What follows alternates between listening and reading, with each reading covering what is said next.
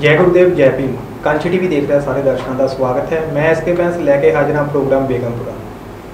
जिस तरह हर बार असी अपने प्रोग्राम जरिए उन्होंने शख्सियतों थोड़े सामने लैके आते हैं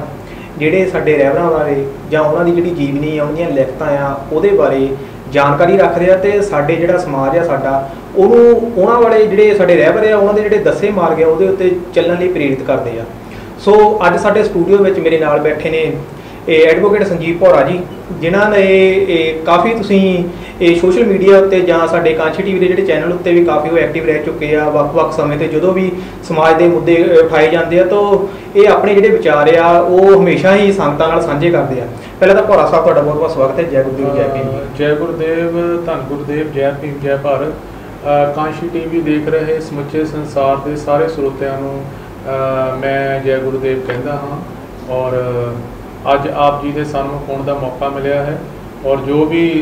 ਵਿਚਾਰ ਚਰਚਾ ਹੋਵੇਗੀ ਮੈਂ ਕੋਸ਼ਿਸ਼ ਕਰਾਂਗਾ ਕਿ ਸਮਾਜ ਦੇ ਹਿੱਤ ਵਿੱਚ ਜੋ ਵੀ ਕਹਿਣ ਵਾਲਾ ਗੱਲ ਹੋਈ ਉਹ ਅਸੀਂ ਕਰਾਂਗੇ। ਭੌਰਾ ਸਾਹਿਬ, ਜਿਸ ਤਰ੍ਹਾਂ ਤੁਸੀਂ ਸੁਣਿਆ ਕਿ ਸਾਡੇ ਜਿਹੜਾ ਪ੍ਰੋਗਰਾਮ ਉਹਦਾ ਨਾਮ ਬੇਗਮਪੁਰਾ ਆ। ਸੋ ਸਾਡੇ ਜਿਹੜੇ ਰਹਿਬਰ ਸਨ ਸ਼੍ਰੀ ਗੁਰੂ ਰਵਿਦਾਸ ਮਹਾਰਾਜ ਜੀ, ਉਹਨਾਂ ਦਾ ਸੁਪਨਾ ਸੀ ਕਿ ਜਿਹੜਾ ਬੇਗਮਪੁਰਾ ਆ ਉਹ ਵਸਾਇਆ ਜਾਵੇ ਜਿਹਦੇ ਵਿੱਚ ਹਰ ਇੱਕ ਜਿਹੜਾ ਮਨੁੱਖ ਆ ਉਹ ਸਮਤਾ ਰਵੇ ਤੇ ਕੋਈ ਵੀ ਦੁੱਖ ਤਕਲੀਫ ਨਾ ਹੋਵੇ। पर हुण तक आपां देखिया कि अपने समाज वालों काफ़ी वड्डे संघर्ष भी किए जा चुके हैं जां वक्-वक् समय उत्ते कि वक्-वक् जिहड़े समाजिक जथेबंदियां जां धार्मिक जथेबंदियां वा उन्हां वालों मुद्दे भी उठाए जाते हैं। पर फिर भी किते ना किते आपां इस समय भी कह सकते हैं कि जिहड़ा उन्हां दा साडे रहबरां दा सुपना सी वो किते ना किते हल्ले भी अधूरा आ। इहदा मेन कारण की मानते हो तुसीं? देखो, जिहड़ा सतगुरु रविदास महाराज जी ने एक संकल्प दिता, एक उन्हां दा सुपना सी कि बेगमपुरे दा इस संसार दे विच निर्माण करना, भाव कि जिथे ऊंच नीच जात पात और गरीबी अमीरी ना होवे, समता सुतंत्रता भाईचारा होवे। सो ये जिहड़ा सर्वउच्च मैं कहना उन्हां दा एक उद्देश सी, सर्वउच्च उन्हां दा टीचा सी, एक सुपना सी। वो संसार विच इहदी होर किते एग्जाम्पल नहीं मिलदी है। बट ਉਹ ਅੱਜ तक प्रैक्टिकली रूप ਦੇ ਵਿੱਚ ਜਿਹੜਾ ਹੈ ਉਹ ਪੋਸੀਬਲ ਨਹੀਂ ਹੋ ਸਕਿਆ। ਤਾਂ ਇਹਦੇ ਬਾਰੇ ਸਾਨੂੰ ਜਿਹੜੇ ਗੁਰੂ ਰਵਿਦਾਸ ਮਹਾਰਾਜ ਤੋਂ ਬਾਅਦ ਸਾਡੇ ਬਾਬਾ ਸਾਹਿਬ ਡਾਕਟਰ ਅੰਬੇਡਕਰ ਜੀ ਆਏ ਆ, ਉਹਨਾਂ ਨੇ 40 ਸਾਲ ਸੰਘਰਸ਼ ਕੀਤਾ ਆ। ਉਹਨਾਂ ਨੇ ਇੱਕ ਬੁੱਕ ਲਿਖੀ ਹੈ ਐਨੀਲਿਸ਼ਨ ਆਫ ਕਾਸਟਿਜ਼ਮ, ਜਾਤ ਪਾਤ ਦਾ ਬੀਜ ਨਾਸ਼। ਸੋ ਦੂਸਰੀ ਗੱਲ ਉਹਨਾਂ ਨੇ ਕਹੀ ਕਿ ਇਸ ਦੇਸ਼ ਦੇ ਵਿੱਚ ਜਦੋਂ ਤੱਕ ਬ੍ਰਾਹਮਣਵਾਦ ਹੈ, भाव ब्राह्मणवाद का फलसफा है, उन्नी देर तक इस देश के विच समानता सुतंत्रता भाईचारा जिहड़ा वो स्थापित नहीं हो सकता। वो जिहड़ा जात पात का कैंसर वा, जिन्नी देर तक उहनूं असीं खत्म नहीं करते उन्नी देर तक साडे जिहड़े महापुरुषां दा सुपना आ, बेगमपुर का सुपना आ, उहनूं असीं साकार नहीं कर सकते। उहदे लई पहलां सानूं सोशल सैटअप जिहड़ा इस देश दे विच हिंदूवादी धर्म के अनुसार जिहड़ा उन्होंने 4 वर्ण बनाए आ, फिर चौथे वर्ण दे विच 6743 जातियां आ और वो ग्रेडेड इन इक्वैलिटी दे विच वा, पौड़ी नुमा समानता च वा। फिर जिहड़े उदों भी बाहरे लोग वा उन्हां नूं आपां अछूत कहने, अनटचेबल कहने आ, जिहड़े कि सिस्टम चों बाहर कड्ढे हुए लोग वा। सो ये जदों तक ये सारे सिस्टम नूं समझ के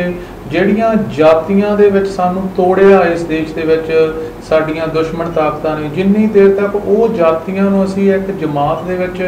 ਇੱਕ ਪਲੇਟਫਾਰਮ ਤੇ ਇਕੱਠੇ ਨਹੀਂ ਕਰ ਲੈਂਦੇ, ਉਨੀ ਦੇਰ ਤੱਕ ਸਾਡਾ ਜਿਹੜਾ ਇਹ ਬੇਗਮਪੁਰੇ ਦਾ ਸੁਪਨਾ ਹੈ ਉਹ ਸਾਕਾਰ ਨਹੀਂ ਹੋ ਸਕਦਾ। ਇਹ ਬਹੁਤ ਇਸ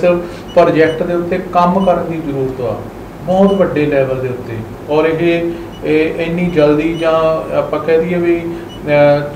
घट समय ਦੇ ਵਿੱਚ ਹੋਣ ਵਾਲਾ भी नहीं, ਇਹਨੂੰ भी हो सकता भी 2-3 जनरेशनस भी लगन, क्योंकि 4000 साल तो ਜਿਹੜਾ ਇਹ सैटअप बनाया गया है, ਸਾਡੇ ਤੇ ਥੋਪਿਆ ਗਿਆ ਆ। ਇਹ मैं नहीं कह सकता कि ਇਹ 40-50-100 ਸਾਲ ਦੇ ਵਿੱਚ ਟੁੱਟ ਜਾਊਗਾ ਇਹ ਸਿਸਟਮ। ਉਹਨੂੰ ਤੋੜਨ ਦੇ ਲਈ ਵੀ ਸਾਨੂੰ ਸੰਘਰਸ਼ ਕਰਨਾ ਪਵੇਗਾ। ਜੇ ਆਪਾਂ ਆਪਣੇ ਸਮਾਜ ਦੀ ਜਿਹੜੀ ਅਵੇਅਰਨੈਸ ਹੈ ਉਹਦੀ ਗੱਲ ਕਰੀਏ ਤਾਂ ਤੁਹਾਨੂੰ ਲੱਗਦਾ ਕਿ ਜੇ ਹੁਣ ਦੀ ਗੱਲ ਕੀਤੀ ਜਾਵੇ ਜਾਂ ਆਪਣੇ ਜਿਹੜੇ ਸਮਾਜ ਦੀ ਅਗਲੀ ਪੀੜ੍ਹੀ ਆ ਜਾਂ ਨੌਜਵਾਨ ਆ ਉਹ ਇਸ ਵੱਲ ਉਹਨਾਂ ਦਾ ਧਿਆਨ ਹੈ ਜਾਂ ਫਿਰ ਨਹੀਂ?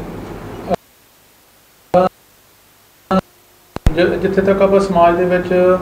हुण विचर रहे हैं जां सोशल मीडिया का जिहड़ा दौर चल रहा है, असीं इस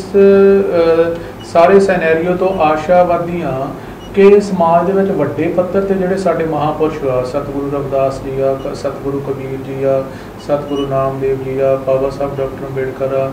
ਫਿਰ ਜੋਤੀਬਾ ਫੂਲੇ ਜੀ, ਇਹਨਾਂ ਦੇ ਫਲਸਫੇ ਦਾ ਵੱਡੇ ਪੱਧਰ ਤੇ ਪ੍ਰਚਾਰ ਪ੍ਰਸਾਰ ਹੋਇਆ। ਔਰ ਅੱਜ ਸਾਨੂੰ ਹਰ ਪਿੰਡ ਦੇ ਵਿੱਚ ਜਿਹੜੇ ਸਾਡੇ ਨੌਜਵਾਨ ਮੁੰਡੇ ਕੁੜੀਆਂ ਆ, ਉਹ ਮਿਸ਼ਨਰੀ ਜਿਹੜੇ ਸਾਥੀ ਆ, ਮਿਸ਼ਨਰੀ ਸਪਿਰਿਟ ਰੱਖਣ ਵਾਲੇ ਜਿਹੜੇ ਬੰਦੇ ਆ, ਉਹ ਸਾਨੂੰ ਦੇਖਣ ਨੂੰ ਮਿਲ ਰਹੇ ਆ। ਉਹ ਸੋਸ਼ਲ ਮੀਡੀਆ ਤੇ ਆਪਣੇ ਉਹ ਵਿਚਾਰ ਦੇ ਰਹੇ ਆ, ਚੈਨਲਾਂ ਤੇ ਵਿਚਾਰ ਦੇ ਰਹੇ ਆ। ਤਾਂ ਸਾਡੀ ਜਿਹੜੀ ਆ ਇਹ ਵਿਚਾਰਧਾਰਾ ਦਾ ਪ੍ਰਚਾਰ ਪ੍ਰਸਾਰ ਹੋ ਰਿਹਾ ਆ, ਔਰ ਲੋਕਾਂ ਦੇ ਜ਼ਿਹਨ ਦੇ ਵਿੱਚ ਇਹ ਗੱਲ ਆ ਰਹੀ ਹੈ ਕਿ ਸਾਡੀ ਮਹਾਂਪੁਰਸ਼ਾਂ ਦਾ ਜੋ ਮਕਸਦ ਸੀ ਬੇਗਮਪੁਰੇ ਦਾ ਨਿਰਮਾਣ ਕਰਨਾ, ਉਹਨੂੰ ਅਸੀਂ ਕਿਸੇ ਮੰਜ਼ਿਲੇ ਮਕਸੂਦ ਤੇ ਲੈ ਕੇ ਜਾਣਾ। ਜਦ ਕਿ ਅੱਜ ਤੋਂ ਆਪਾਂ ਜਦੋਂ 25-30 ਸਾਲ ਪਹਿਲਾਂ ਨਜ਼ਰ ਮਾਰਦੇ ਸੀ, ਬਹੁਤ ਚੰਦ ਉਂਗਲਾਂ ਤੇ ਗਿਣਨ ਵਾਲੇ ਬੰਦੇ ਸੀ ਜਿਹੜੇ ਪ੍ਰਚਾਰਕ ਸੀ, ਜਾਂ ਜਿਹੜੇ ਫੀਲਡ ਦੇ ਵਿੱਚ ਜਾ ਕੇ ਸੋਸ਼ਲ ਜਾਂ ਅਵੇਅਰਨੈਸ ਲਿਆਉਣ ਦਾ ਕੰਮ ਕਰਦੇ ਸੀ, ਬਹੁਤ ਘੱਟ ਸੀ। ਪਰ ਅੱਜ ਸੈਂਕੜਿਆਂ ਦੀ, ਹਜ਼ਾਰਾਂ ਦੀ ਗਿਣਤੀ ਦੇ ਵਿੱਚ ਸਾਡੇ ਐਕਟਿਵਿਸਟ ਆ, ਔਰ ਸਮਾਜ ਦੇ ਵਿੱਚ ਹੌਲੀ ਹੌਲੀ ਜਾਗਰੂਕਤੀ ਆ ਰਹੀ ਹੈ। ਔਰ ਸਾਹਿਬ ਆਪਾਂ ਜ਼ਿਆਦਾਤਰ ਦੇਖਿਆ ਕਿ ਜਦੋਂ ਵੀ ਕੋਈ ਵੀ ਕਿਸੇ ਵੀ ਆਪਾਂ ਕਾਸਟ ਦੀ ਗੱਲ ਕਰੀਏ ਜਾਂ ਕਿਸੇ ਕਮਿਊਨਿਟੀ ਦੀ ਗੱਲ ਕਰੀਏ ਜਾਂ ਹੋਰ ਵੀ ਕੋਈ ਵੀ ਜਥੇਬੰਦੀ ਹੋਵੇ, ਆਪਾਂ ਹਮੇਸ਼ਾ ਹੀ ਉਹਨਾਂ ਵੱਲੋਂ ਦੇਖਿਆ ਜਾਂਦਾ ਕਿ ਆਪਾਂ ਸਰਕਾਰਾਂ ਨੂੰ ਕੋਸਦੇ ਹਾਂ ਕਿ ਸਰਕਾਰਾਂ ਇਹ ਨਹੀਂ ਕਰ ਰਹੀਆਂ, ਜਾਂ ਸਰਕਾਰਾਂ ਜਿਹੜੀਆਂ ਜਾਂ ਸਾਡੇ ਸੰਵਿਧਾਨਕ ਹੱਕ ਆ ਉਹ ਵੀ ਨਹੀਂ ਸਾਨੂੰ ਦੇ ਰਹੀਆਂ। ਪਰ ਕਿਤੇ ਨਾ ਕਿਤੇ ਆਪਾਂ ਇਹ ਵੀ ਕਹਿ ਸਕਦੇ ਹਾਂ ਕਿ ਜਿਹੜੇ ਸਾਡਾ ਜਿਹੜਾ ਸਮਾਜ ਆ, ਉਹਨਾਂ ਦੇ ਵੀ ਜਿਹੜੇ ਆਪਣੇ ਲੋਕ ਆ, ਉਹਨਾਂ ਦੇ ਵੀ ਕੁਝ ਕੁ ਨਲਾਇਕੀਆਂ ਹੈਗੀਆਂ ਜਿਨ੍ਹਾਂ ਕਰਕੇ ਜਿਹੜਾ ਇਹ ਬੇਗਮਪੁਰੇ ਦਾ ਜਿਹੜਾ ਸੁਪਨਾ ਸੀ ਉਹ ਨਹੀਂ ਪੂਰਾ ਹੋ ਸਕਿਆ। ਦੇਖੋ, ਜਿਹੜੀਆਂ ਸਰਕਾਰਾਂ ਅੱਜ ਤੱਕ ਇਸ ਦੇਸ਼ ਦੇ ਵਿੱਚ ਬਣੀਆਂ ਆ, ਉਹ ਇਸ ਦੇਸ਼ ਦੀਆਂ ਮਨੋਵਾਦੀ ਔਰ ਬ੍ਰਾਹਮਣਵਾਦੀ ਸੋਚ ਦੀ ਧਾਰਨਾ ਵਾਲੀਆਂ ਸਰਕਾਰਾਂ ਬਣੀਆਂ ਆ।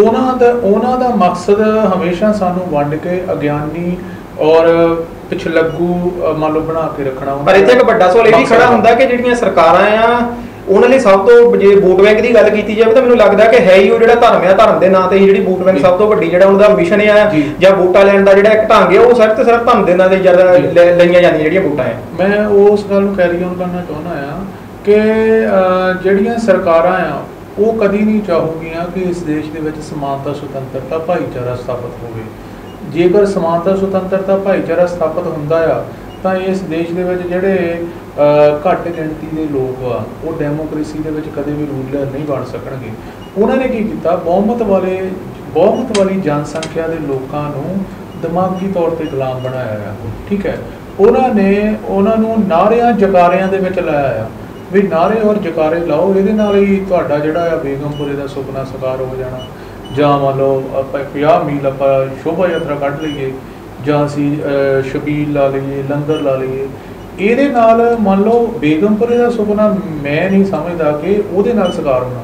ਬੇਗਮਪੁਰੇ ਦਾ ਸੁਪਨਾ ਦਾ ਜਿਹੜਾ ਦਿਮਾਗ ਦੇ ਵਿੱਚ ਜਿਹੜਾ ਵਿਚਾਰ ਵਾ ਬ੍ਰਾਹਮਣਵਾਦੀ, ਇਹਨੂੰ ਕੱਢ ਕੇ ਜਿਹੜਾ ਸਾਡੇ ਬੇਗਮਪੁਰੇ ਦੇ ਵਿਚਾਰ ਵਾ, ਜਿਹੜਾ ਸਮਤਾ ਵਾਲਾ ਵਿਚਾਰ ਆ, ਸੁਤੰਤਰਤਾ, ਜਦ ਤੱਕ ਉਹ ਫਿੱਟ ਨਹੀਂ ਹੁੰਦਾ, ਠੀਕ ਹੈ, ਉਦੋਂ ਤੱਕ ਇਸ ਦੇਸ਼ ਦੇ ਵਿੱਚ ਜਿਹੜਾ ਆ ਉਹ ਇਹ ਸਮਾਨਤਾ, ਸੁਤੰਤਰਤਾ, ਭਾਈਚਾਰਾ ਔਰ ਸਰਕਾਰਾਂ ਜਿਹੜੀਆਂ ਉਹ ਸਾਡੇ ਵਿਰੋਧ ਕੰਮ ਕਰ ਰਹੀਆਂ। ਅਸੀਂ ਜੇ ਸਰਕਾਰਾਂ ਤੋਂ ਉਮੀਦ ਰੱਖਾਂਗੇ ਕਿ ਉਹ ਇਹ ਕੰਮ ਕਰਨ, ਤੇ ਸਾਡੀ ਵੱਡੀ ਭੁੱਲ ਔਰ ਨਲਾਇਕੀ ਹੋਵੇਗੀ। ਇਹ ਕੰਮ ਸਾਨੂੰ ਹੀ ਕਰਨਾ ਪੈਣਾ,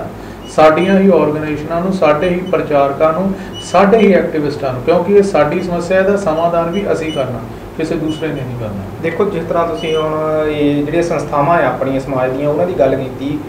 ਤੇ ਕੀ ਤੁਹਾਨੂੰ ਲੱਗਦਾ ਕਿ ਜਿਹੜੀਆਂ ਸੰਸਥਾਵਾਂ ਆ ਆਪਣੀਆਂ, ਉਹ ਕਿਤੇ ਨਾ ਕਿਤੇ ਇਸ ਗੱਲ ਵਿੱਚ ਉਹ ਆਪਣਾ ਜਿਹੜਾ ਪੱਖ ਆ ਜਾਂ ਆਪਣਾ ਜਿਹੜਾ ਇੱਕ ਸਾਡੇ ਰਹਿਬਰਾਂ ਦਾ ਜਿਹੜਾ ਮਿਸ਼ਨ ਸੀ, ਉਹਨੂੰ ਸਹੀ ਤਰੀਕੇ ਨਾਲ ਸਾਡੇ ਜਿਹੜੇ ਸਮਾਜ ਦੇ ਨੌਜਵਾਨ ਆ ਜਾਂ ਸਾਡੇ ਹੋਰ ਜਿਹੜੇ ਵਰਗ ਦੇ, ਇੱਥੋਂ ਤੱਕ ਵੀ ਜਿਹੜੇ ਬਜ਼ੁਰਗ ਵੀ ਆਪਣੇ ਹੈਗੇ ਆ, ਉਹਨਾਂ ਦੇ ਵਿੱਚ ਗੱਲ ਕੀਤੀ ਜਾਵੇ ਤਾਂ ਉਹ ਕਿਤੇ ਨਾ ਕਿਤੇ ਜਿਹੜਾ ਉਸ ਮਾਰਗ ਤੋਂ ਜਾਂ ਜਿਹੜੀਆਂ ਸਾਡੇ ਰਹਿਬਰਾਂ ਦੀਆਂ ਲਿਖਤਾਂ ਆ, ਉਹ ਨਾ ਪੜ੍ਹਨ ਕਰਕੇ ਉਹ ਅਣਜਾਣ ਬੈਠੇ, ਆਪਣੇ ਜਿਹੜੇ ਮੇਨ ਜਿਹੜਾ ਉਹਦਾ ਮਕਸਦ ਹੈ ਉਹ ਤੋਂ ਅਣਜਾਣ ਬੈਠੇ ਆ ਕਿਤੇ ਨਾ ਕਿਤੇ। ਦੇਖੋ, ਹਰ ਸਮਾਜ ਦੇ ਵਿੱਚ ਕਈ ਚੰਗੀਆਂ ਸੰਸਥਾਵਾਂ ਵੀ ਹੁੰਦੀਆਂ, ਕਈ ਮਾੜੀਆਂ ਸੰਸਥਾਵਾਂ ਵੀ ਹੁੰਦੀਆਂ। ਆਪਾਂ ਹਮੇਸ਼ਾ ਪੋਜ਼ਿਟਿਵਲੀ ਸੋਚਣਾ ਹੈ। ਬਹੁਤ ਸਾਰੀਆਂ ਸੰਸਥਾਵਾਂ ਜਿਹੜੀਆਂ ਸਾਡੇ ਸਮਾਜ ਦੀਆਂ ਉਹ ਚੰਗਾ ਕੰਮ ਕਰ ਰਹੀਆਂ, ਸਾਡੇ ਮਹਾਂਪੁਰਸ਼ਾਂ ਦੇ ਮਿਸ਼ਨ ਨੂੰ, ਵਿਚਾਰਧਾਰਾ ਨੂੰ, ਅੰਦੋਲਨ ਨੂੰ ਲੋਕਾਂ ਵਿੱਚ ਲੈ ਕੇ ਜਾਣ ਦਾ ਕੰਮ ਕਰ ਰਹੀਆਂ। ਕੁਝ ਜਿਹੜੀਆਂ ਜਥੇਬੰਦੀਆਂ ਉਹ ਦੁਸ਼ਮਣ ਦੇ ਇਸ਼ਾਰੇ 'ਤੇ ਚੱਲਣ ਵਾਲੀਆਂ ਹੁੰਦੀਆਂ, ਜਾਂ ਦੁਸ਼ਮਣ ਦੇ ਫਾਈਨਾਂਸ 'ਤੇ ਚੱਲਣ ਵਾਲੀਆਂ ਹੁੰਦੀਆਂ, ਜਾਂ ਬਾਹਲੇ ਸੰਸਥਾਵਾਂ ਦੇ ਜਿਹੜੇ ਆਰਗੇਨਾਈਜ਼ਰ ਹੁੰਦੇ, ਉਹਨਾਂ ਨੂੰ ਇੰਨੀ ਸੂਝ ਹੀ ਨਹੀਂ ਹੁੰਦੀ।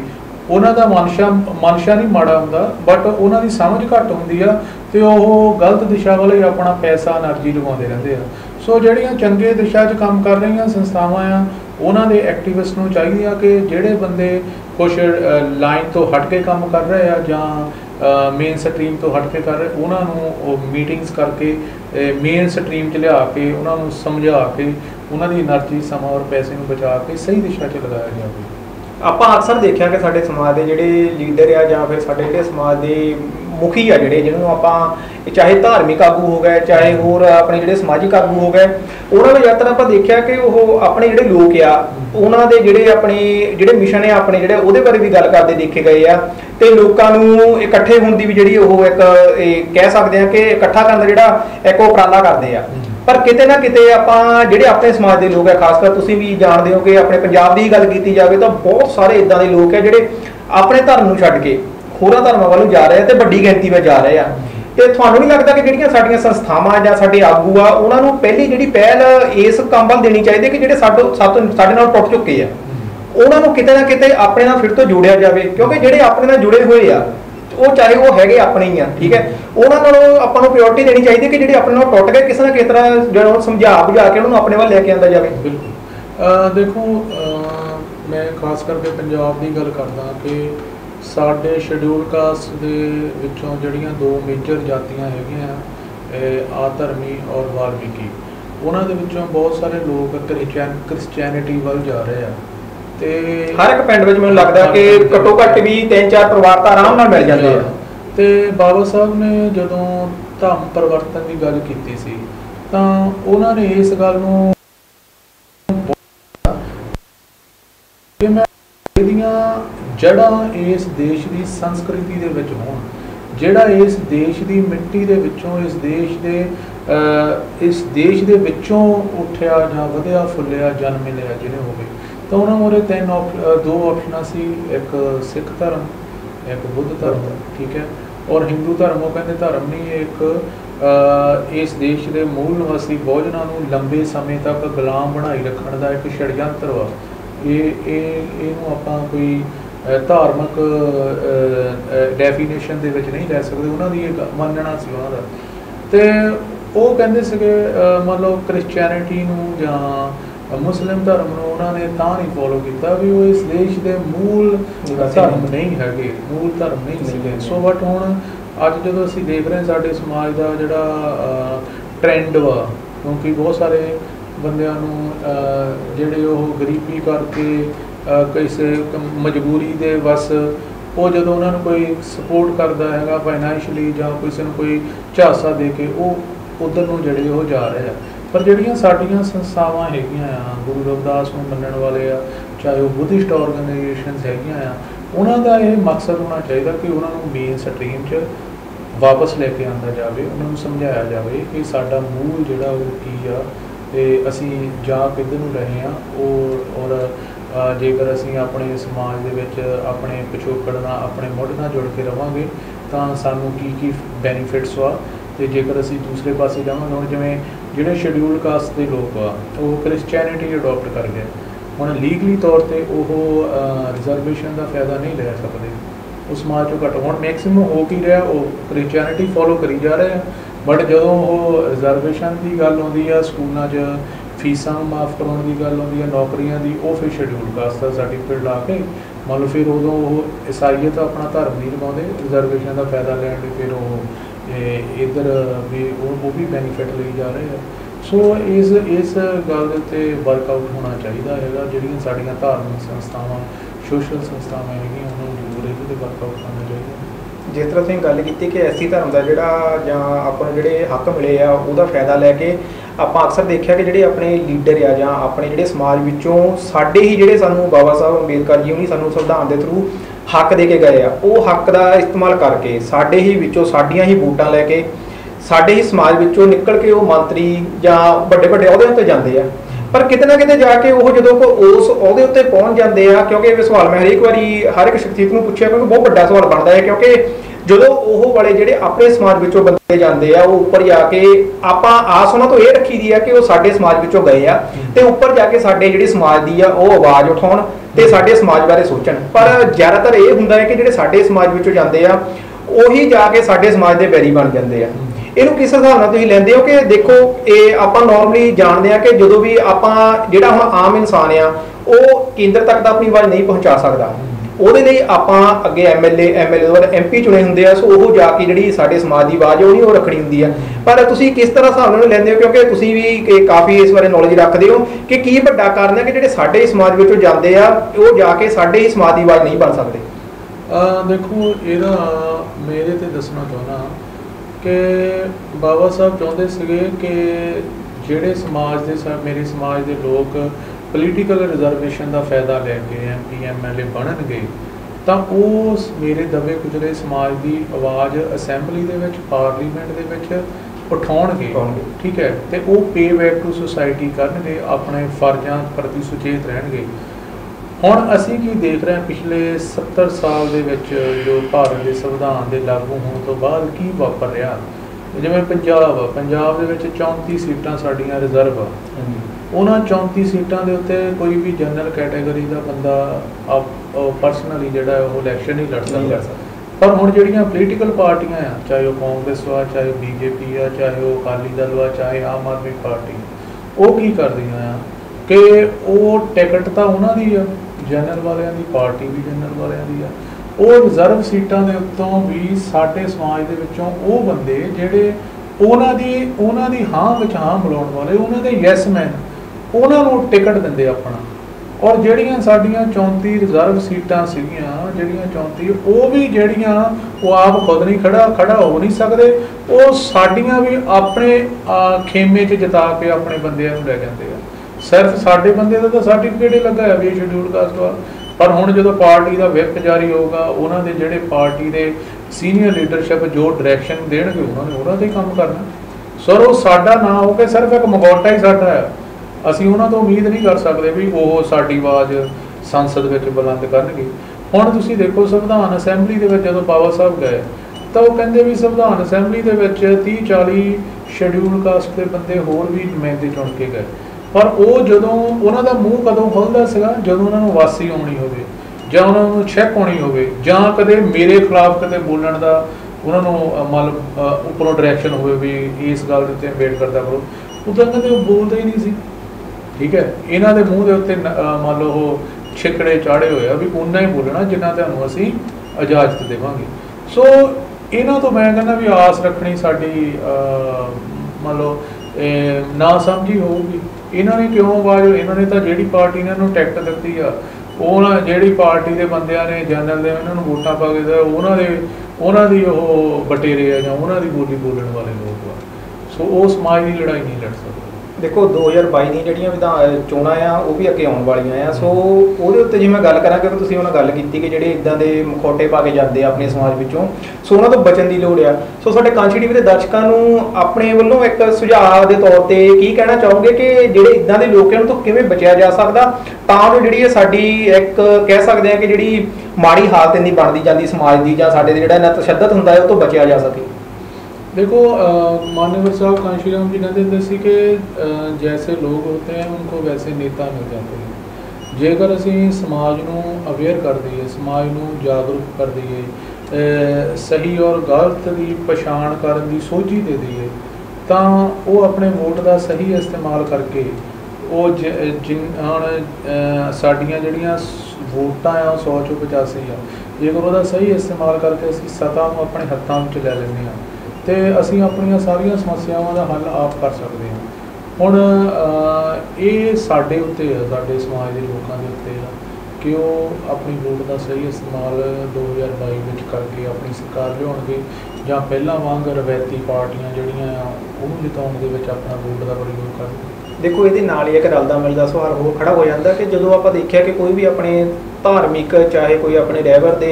धार्मिक स्थान की गल हो जां उहदे सरੂਪਾਂ ਨਾਲ जो भी कोई छेड़छाड़ होंदी है, आप अक्सर देखिया कि जो साडा समाज है सड़कों उत्ते एक हड़ की तरह पूरी तरह आ जाता है तो उस समय जिहड़ियां मौके ਦੀਆਂ सरकारां होंदियां चाहे जिन्नियां मर्जी हो बलवान हो उन्होंने झुकना पैंदा किते ना किते, पर साडे समाज ਨੂੰ सोची क्यों नहीं आ रही कि जिस